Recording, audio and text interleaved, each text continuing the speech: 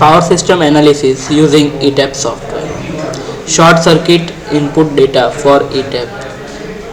જે short circuit data છે ETAP આપણે તેના વિશે આપણે જાણીશું.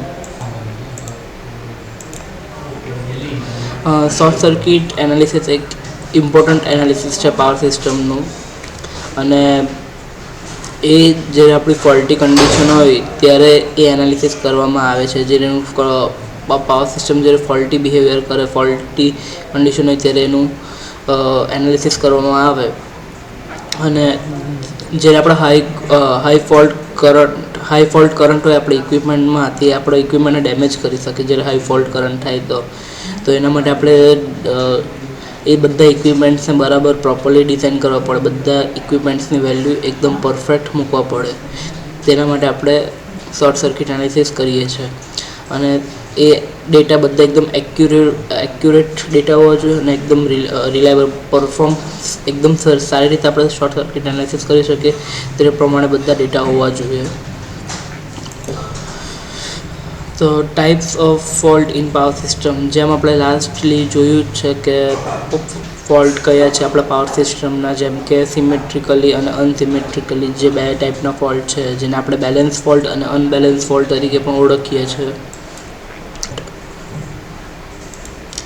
સિમેટ્રિકલ ફોલ્ટ જેને બેલેન્સ ફોલ્ટ તરીકે પણ ઓળખીએ છીએ. તો સિમેટ્રિકલ ફોલ્ટમાં ત્રણ ફેઝ વચ્ચે એક 120 ડિગ્રી એંગલ હોય તેને આપણે સિમેટ્રિકલી ફોલ્ટ કહીએ છીએ. અને સિમેટ્રિકલ ફોલ્ટમાં all phase are affected equally. ત્રણ ફેઝમાં ફોલ્ટ સરખો હોય છે. જેનો એક્ઝામ્પલ છે 3 phase to ground fault, 3 phase fault અને 3 ફેઝ ટુ ગ્રાઉન્ડ ફોલ્ટ, જે એના એક્ઝામ્પલ છે. અને અનસિમેટ્રિકલ ફોલ્ટમાં ફેઝ કરંટ, વોલ્ટેજ અને ઇમ્પિડન્સ હંમેશા સરખો હોય છે. Only positive sequence network is required for symmetrically fault. Symmetrically ફોલ્ટમાં ખાલી પોઝિટિવ ફેઝ સિક્વન્સની જ જરૂર પડે છે. અને symmetrically fault produce maximum short circuit current. Symmetrical fault સૌથી વધારે શોર્ટ સર્કિટ કરંટ પ્રોડ્યુસ કરે છે સિસ્ટમમાં. Importance of symmetrical fault analysis. Symmetrical fault એનાલિસિસનું ઇમ્પોર્ટન્સ શું છે? તો એનું સૌથી પહેલું ઇમ્પોર્ટન્સ, જ્યારે આપણે સર્કિટ બ્રેકરમાં ડેટા ઇનપુટ કરવા હોય તો એના માટે એના રેટિંગ ફિક્સ કરવા માટે કે આપણો કેટલો મોટો ફોલ્ટ હોય તો સર્કિટ બ્રેકર એટલું સહન કરી શકે. તો સૌપ્રથમ સર્કિટ બ્રેકરના માટે સિમેટ્રિકલી ફોલ્ટ ઇમ્પોર્ટન્ટ છે. અને આપણા બસ અને ઇક્વિપમેન્ટનો શોર્ટ સર્કિટ કરંટ કેટલી કેપેસિટી વિસ્ટેન્ડ કરી શકે, આપણું ઇક્વિપમેન્ટ કેટલો શોર્ટ સર્કિટ કરંટ એનું એક્સેપ્ટ કરી શકે, તેના માટે જરૂરી છે સિમેટ્રિકલી ફોલ્ટ. અને એ સૌથી આપણે એમાં વર્સ્ટ કેસ ફોલ્ટ કરંટ વેલ્યુને આપણે સૌથી વર્સ્ટ કેસ ફોલ્ટ આપણો જે થાય તો તેનું આપણે એનાલિસિસ કરી શકીએ કે કયો સૌથી વધારે વર્સ્ટ કેસ ફોલ્ટ કરંટ સૌથી ખરાબમાં ખરાબ હોય તે આપણે એનું એનાલિસિસ કરી શકીએ. અનસિમેટ્રિકલી ફોલ્ટ, જેને આપણે અનબેલેન્સ ફોલ્ટ તરીકે પણ ઓળખીએ છીએ. અનસિમેટ્રિકલ ફોલ્ટ એવા જ ફોલ્ટ હોય છે જેમાં ત્રણ ફેઝ ઇક્વલ નહીં હોય, અનડિસ્ટર્બડ હોય, અલગ ફેઝ, ત્રણ ફેઝ એંગલ અલગ હોય. આ ફોલ્ટ અનસિમેટ્રિકલ ફોલ્ટમાં કોઈ પણ એકથી બે ફોલ્ટને અફેક્ટેડ થાય છે. કોઈ પણ એક કે બે ફેઝમાં ફોલ્ટ અફેક્ટ થાય છે. અને એના એક્ઝામ્પલ છે line to line fault, line to ground fault, double line to ground fault. આ બધા અનસિમેટ્રિકલ ફોલ્ટના એક્ઝામ્પલ છે. અનસિમેટ્રિકલ ફોલ્ટમાં વોલ્ટેજ અને કરંટ બંને અનઇક્વલ હોય છે જ્યારે ફોલ્ટ કન્ડિશન થાય ત્યારે. અસિમેટ્રિકલ ફોલ્ટ બેઝિકલી એ ફોલ્ટ છે જેમાં બંને એસી અને ડીસી કોમ્પોનન્ટનો ઉમેરો થાય છે. અને એમાં અનસિમેટ્રિકલી ફોલ્ટ બંને બેલેન્સ અને અનબેલેન્સમાં ફોલ્ટમાં પણ થાય છે. અને અનસિમેટ્રિકલ ફોલ્ટ સૌથી ઇમ્પોર્ટન્ટ છે કારણ કે અનસિમેટ્રિકલ ફોલ્ટ હોય તો આપણે એમાં સર્કિટ બ્રેકરનું ડ્યુટી કેલ્ક્યુલેશન પણ કરી શકીએ છીએ. ફેઝ સિક્વન્સ, તો 3 ફેઝ સિક્વન્સ હોય છે જે આપણે જાણવું બહુ જ ઇમ્પોર્ટન્ટ છે. જે છે કે positive phase sequence, negative phase sequence અને ઝીરો ફેઝ સિક્વન્સ. તો સૌપ્રથમ આપણે પોઝિટિવ ફેઝ સિક્વન્સ જાણીશું. તો પોઝિટિવ ફેઝ સિક્વન્સમાં 3 ફેઝનો સમાવેશ થાય છે, જેમાં 3 ફેઝના મેગ્નિટ્યુડ ઇક્વલ હોય છે અને 3 ફેઝ 120 ડિગ્રીએ ગોઠવાયેલો હોય છે. એટલે 120 એક ફેઝ બે ફેઝનો વચ્ચેનો એંગલ 120 ડિગ્રી હોય છે. ત્રણની ફેઝ સિક્વન્સ RYB હોય છે. and it represent normal balance system operation. Positive phase sequence ખાલી સિમેટ્રિકલી ફોલ્ટ માટે જ ઉપયોગ થાય છે. નેગેટિવ ફેઝ સિક્વન્સમાં પણ 3 ફેઝ પર હોય છે, 3 ફેઝના હોય છે RYB, પણ જેમાં ફેઝ ઓર્ડર એનો અલગ હોય છે, જેમાં R પહેલાં, પછી B અને પછી Y. અને નેગેટિવ ફેઝ સિક્વન્સ અનસિમેટ્રિકલી ફોલ્ટ થાય ત્યારે આવે છે. Negative phase sequence current negative phase sequence current જો હોય તે જનરેટર અને મોટરમાં હીટ પ્રોડ્યુસ કરે છે. અને it require for unbalance fault analysis. જ્યારે આપણે અનબેલેન્સ ફોલ્ટ એનાલિસિસ કરીએ ત્યારે નેગેટિવ ફેઝ સિક્વન્સની જરૂર પડે છે. Zero phase sequence. Zero sequence consists of three phase quantities that are equal in phase. 3 ફેઝની ક્વોન્ટિટી ઇક્વલ હોય. અને ઝીરો ફેઝ સિક્વન્સનો કરંટ જ્યારે એક્ઝિસ્ટ આવે, ઝીરો ફેઝ સિક્વન્સ કરંટ જ્યારે ફ્લો થાય જ્યારે પણ ગ્રાઉન્ડ અને ન્યુટ્રલ પાથ આપ્યો હોય ત્યારે. અને એ સૌથી વધારે લાઇન ટુ ગ્રાઉન્ડ ફોલ્ટમાં ઝીરો ફેઝ સિક્વન્સ જોવા મળે છે. and transformer connections affect zero phase sequence current flow. ટ્રાન્સફોર્મરનું કનેક્શન્સ અફેક્ટ કરી શકે છે ઝીરો ફેઝ સિક્વન્સના કરંટના ફ્લો થવામાં. નોમિનલ વોલ્ટેજ આપણે એક તરીકે ઇનપુટ ડેટાની રિક્વાયરમેન્ટ માટે જોઈએ છે શોર્ટ સર્કિટ એનાલિસિસ માટે. સિસ્ટમ વોલ્ટેજ એ યુઝ્યુઅલી આપણે એવું માનીને ચાલીએ છીએ કે 1.0 પર યુનિટ, જેમ કે એને આપણે 100% તરીકે લઈએ છીએ. અને એકોર્ડિંગ ટુ IEC 6090 સ્ટાન્ડર્ડના પ્રમાણે આપણે 110% નોમિનલ વોલ્ટેજ ચલાવવામાં આવે છે. અને this assumption provide the conservation short circuit current value. આપણે બસ ડેટા માટે શું રિક્વાયરમેન્ટ જોઈએ છે? તો બસ ડેટા માટે સૌપ્રથમ આપણે નોમિનલ વોલ્ટેજ અને પર્સન્ટેજ વોલ્ટેજની જરૂર પડે છે. અને બસ ડેટા આપણને શોર્ટ સર્કિટ લેવલ અને બસ બાર રેટિંગને કેલ્ક્યુલેટ કરવામાં મદદ કરે છે. Bus type definition is optional for the short circuit studies. Branch data in power system. Branch is word, but બ્રાન્ચમાં બહુ બધા ઇક્વિપમેન્ટ્સ ઇન્ક્લુડિંગ થાય છે, જેમ છે ટ્રાન્સફોર્મર છે, ટ્રાન્સમિશન લાઇન છે, કેબલ છે, રિએક્ટર જેવા અનેક ઇક્વિપમેન્ટ્સ બ્રાન્ચમાં ઇન્ક્લુડ થાય છે. તો આપણે બ્રાન્ચના ડેટા કેવી રીતે નાખી શકીએ? અને each branch has an electrical parameter. એક બ્રાન્ચના અલગ ઇલેક્ટ્રિકલ પેરામીટર્સ હોય છે, જેમ કે રેઝિસ્ટન્સ છે, રિએક્ટન્સ છે, સસેપ્ટન્સ છે. Accurate branch data is essential for the correct fault current calculation. એક પરફેક્ટ ફોલ્ટ કરંટ કેલ્ક્યુલેશન માટે આપણને એક એક્યુરેટ બ્રાન્ચ ડેટાની જરૂર પડે છે. Branch modelling method.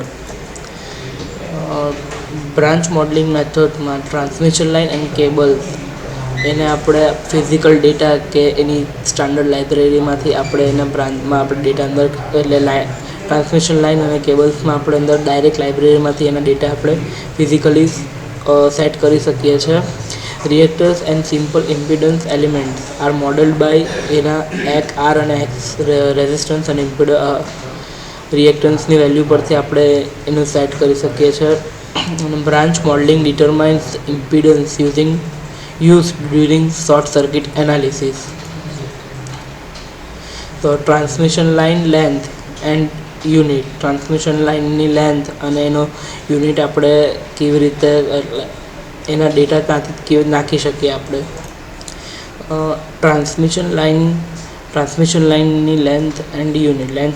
ટ્રાન્સમિશન લાઇનની length must provide accurate impedance calculation. Transmission લાઇનની લેન્થ આપણને એકદમ પરફેક્ટ ઇમ્પિડન્સનું કેલ્ક્યુલેશન પ્રોવાઈડ કરી શકે. ધ યુનિટ ઓફ લેન્થનો યુનિટ કિલોમીટર્સ અને માઇલ્સમાં પણ હોય છે. તો આપણે ટ્રાન્સમિશન લાઇનની લેન્થ આ જોઈએ છે કે ETAP સોફ્ટવેરમાં આપણા ઇમેજમાં બતાવ્યું છે કે આ લેન્થ છે અને એનું યુનિટ આપણે 1 કિલો લેન્થ છે તો 1 માઇલ આપણે યુનિટ પરથી ચેન્જ કરીને ત્યાં આપણે કિલોમીટર્સ પણ કરી શકીએ. ત્યાંથી એનું ટોલરન્સ પણ આપણે એડજસ્ટ કરી શકીએ, એની વેલ્યુ મૂકી શકીએ. Total line impedance is calculate by multiplying per unit length impedance. આપણે એનું પર યુનિટ લેન્થનો ઇમ્પિડન્સને મલ્ટીપ્લાય કરવાનો લાઇન આપણે જેટલી લાઇન હોય તેની લેન્થ સાથે. અને આ આપણે કેલ્ક્યુલેટ કરીને પણ મૂકી શકીએ છીએ અને યુઝર ડિફાઇન જે આપણે આપણી જાતે મૂક્યું હોય પર ઇમ્પિડન્સ ફેસ તે પણ આપણે આમાં એડ કરી શકીએ છીએ. Transformer data requirement. ટ્રાન્સફોર્મર માટે આપણને કેટલા ડેટાની રિક્વાયરમેન્ટ હોય છે તો ટ્રાન્સફોર્મર ડેટામાં આપણે MVA આવી જાય છે, પછી રેટેડ વોલ્ટેજ આવી જાય છે અને પર્સન્ટેજ ઇમ્પિડન્સ. તો આટલા ડેટા રિક્વાયરમેન્ટ હોય છે ટ્રાન્સફોર્મર માટે. Transformer winding connected affect zero sequence current flow. જેમ કે આપણે આગળ ઝીરો ફેઝ સિક્વન્સમાં આપણે જોઈ ગયા તેમ ટ્રાન્સફોર્મર તે જ પ્રમાણે transformer winding connections affect zero sequence current flow. અને ટ્રાન્સફોર્મરના ડેટામાં આપણે એ પણ બતાવવા પડે કે એનું વેક્ટર ગ્રુપ કયું છે, જેમ છે કે DY1 છે, YD1 છે, YY1 છે, જેવા વેક્ટર્સ ગ્રુપ આપણે બતાવવા પડે છે. Vector group information is essential for the unbalance fault analysis. Unbalance fault analysis માટેનું વેક્ટર ગ્રુપની ઇન્ફોર્મેશન સૌથી જરૂરી હોય છે. અને ETAPમાં ટ્રાન્સફોર્મરનો સિમ્બોલ આવી રીતે દર્શાવવામાં આવે છે. Generator data requirement. જનરેટરમાં કયા આપણને ડેટાની જરૂર પડે છે. સૌપ્રથમ આપણે જનરેટરના ડેટામાં એના MVA રેટિંગ્સ, રેટેડ વોલ્ટેજ અને શોર્ટ સર્કિટ MVA રેટિંગ્સની જરૂર પડે છે. ત્યારબાદ એના X/R રેશિયો આપણને અસિમેટ્રિકલ ફોલ્ટની કેલ્ક્યુલેશન માટે એના X/R રેશિયોની બહુ જ ઇમ્પોર્ટન્ટ, એની બહુ જરૂર પડે છે. Generator impedance change with time after a fault અકર. જ્યારે પણ ફોલ્ટ થાય ત્યારે જનરેટરના ઇમ્પિડન્સ હોય તે ટાઈમ બાય ટાઈમ ચેન્જ થાય છે. અને ETAP સોફ્ટવેરનું આ જનરેટરનું ડેટા આપણે નાખવા માટે અહીંયા રેટિંગમાં આપણે MW નાખી શકીએ, કિલોવોલ્ટ એના નાખી શકીએ, એની પર્સન્ટેજ એફિશિયન્સી નાખી શકીએ. ETAPમાં જનરેટરનો સિમ્બોલ આ તરીકે દર્શાવવામાં આવે છે. તો જનરેટર સિક્વન્સ ઇમ્પિડન્સ. ત્રણ ફેઝ સિક્વન્સ જે છે તો તેના માટે જનરેટરનું જે ડેટા જોઈએ છે તે પ્રમાણે પોઝિટિવ સિક્વન્સ માટે આપણને બધા જ ફોલ્ટ કરંટના કેલ્ક્યુલેશન કરવા માટે આપણને પોઝિટિવ સિક્વન્સ ઇમ્પિડન્સની જરૂર પડે છે. નેગેટિવ સિક્વન્સ ઇમ્પિડન્સની આપણને અનબેલેન્સ ફોલ્ટ કેલ્ક્યુલેશન માટે જરૂર પડે છે, અનબેલેન્સ ફોલ્ટ એનાલિસિસ માટે જરૂર પડે છે. અને ઝીરો સિક્વન્સ ઇમ્પિડન્સ આપણને ડિપેન્ડ કે જનરેટર આપણું કેવું ગ્રાઉન્ડિંગ મેથડમાં છે કે બીજી કોઈ મેથડમાં છે ત્યારે આપણને ઝીરો સિક્વન્સ ઇમ્પિડન્સની જરૂર પડે છે. Induction motor contribution. Induction motor contributes to short circuit current during fault, and motor contributes increasing the total fault current level in the system. motor controls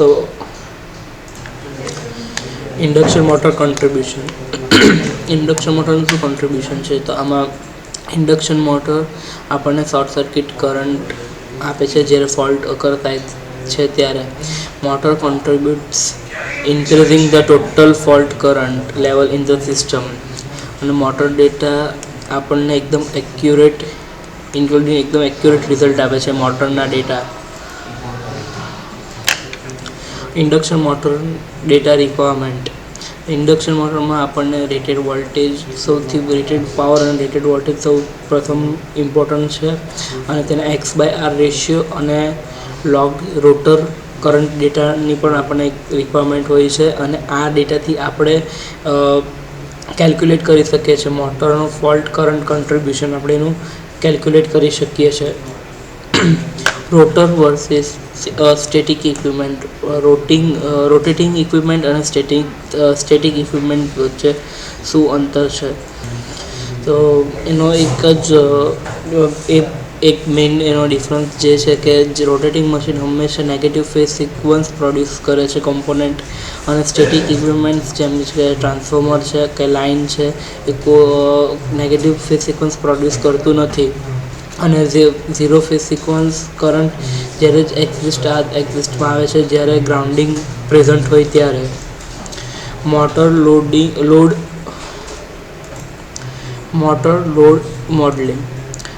load મોડેલિંગમાં એના પર્સન્ટેજ હોય, the percentage of motor load in the system must be specified. એના percentage એકદમ specified હોવા જોઈએ.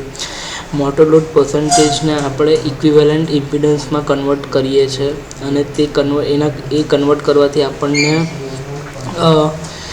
Short circuit current આપણને એકદમ એનું calculate કરવામાં આપણને એકદમ એક્યુરેટ એનો આન્સર આવે છે. શોર્ટ સર્કિટ કરંટ આપણને એકદમ એક્યુરેટ મળે છે. Circuit breaker modeling. Circuit breakers are modeled to verify suitability for the system fault level. Calculated fault current is compared with breaker rating. આપણે કેલ્ક્યુલેટ ફોલ્ટ કરંટ હોય તેના બ્રેકરના rating સાથે compare કરવામાં આવે કે પરફેક્ટ સર્કિટ બ્રેકર છે કે નહીં. અને incorrect breaker selects can lead system fail. આપણે બ્રેકરનું રેટિંગ ઇનકરેક્ટ બ્રેકરનું સિલેક્ટ કરીએ તો આપણને એનાથી સિસ્ટમ ફેલિયર જેવી પ્રોબ્લેમ આવે છે. આ લો વોલ્ટેજ સર્કિટ બ્રેકરનો સિમ્બોલ છે ઈ ટાઈપમાં, અને આ હાઈ વોલ્ટેજ સર્કિટ બ્રેકરનો સિમ્બોલ છે ઈ ટાઈપમાં. તો high voltage circuit breaker data. તો હાઈ વોલ્ટેજ સર્કિટ બ્રેકર ડેટામાં આપણને એના રેટેડ વોલ્ટેજ અને ઇન્ટરપ્ટિંગ કેપેસિટી જરૂર પડે છે કે કેટલો ફોલ્ટ થાય ત્યારે સર્કિટ બ્રેકર ઇન્ટરપ્ટ થાય છે. અને એના મેકિંગ કરંટ અને X/R રેશિયો એના અસિમેટ્રિકલ કરંટ એનાલિસિસ માટે રિક્વાયરમેન્ટ હોય છે. અને operating cycle and standard must also be specified. એને ઓપરેટિંગ સાયકલ અને એના સ્ટાન્ડર્ડ એકદમ સ્પેસિફાઈ હોવા જોઈએ. Asymmetrical breaking capacity. Fault current content DC offset during initial period. Circuit breaker must safely interrupt circuit breaker asymmetrically current. Circuit breaker mechanical and thermal limit must not be exceeded. And in conclusion, short circuit analysis require accurate system modeling and data. એકદમ perfect એનું modelling અને એના data requirement જોઈએ short circuit analysis માટે. સિમેટ્રિકલી fault માટે positive phase sequence ડેટાની જરૂર પડે છે.